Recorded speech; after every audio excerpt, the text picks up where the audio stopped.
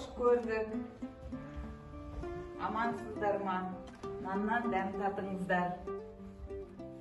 Құрметті көршілер, орыс халқының ұлттық тағамы каравай наннан ауыз тиіңіздер. Қандай керемет.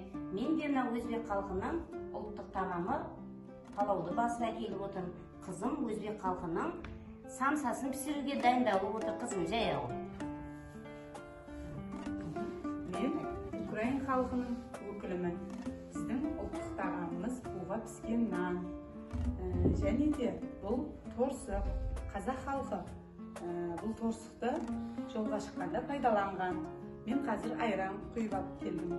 Айраннан дәм татыңыздар. Ой, қандай керемет. Біз грузин халқының өкіліміз. Біздің ұлттық тағамымыз бұқтырылған ет.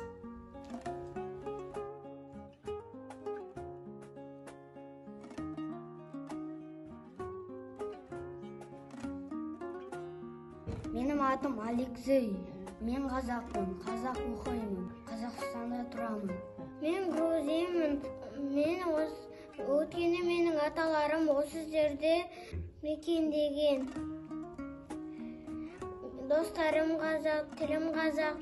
Мен Қазақстанда туылғаныма мақтанамын.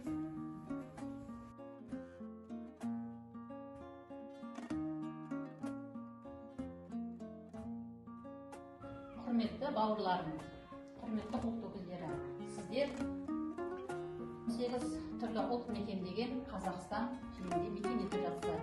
Біздің қазақ халқының мәдениеті мен салт дәстүрін отбасыларыңызда, балаларыңызға өстіп үлгі ретінде, өнеге ретінде ұсынып, көрсетіп, үйретіп отырғандарыңыз үшін сіздерге мыңда бір рахмет.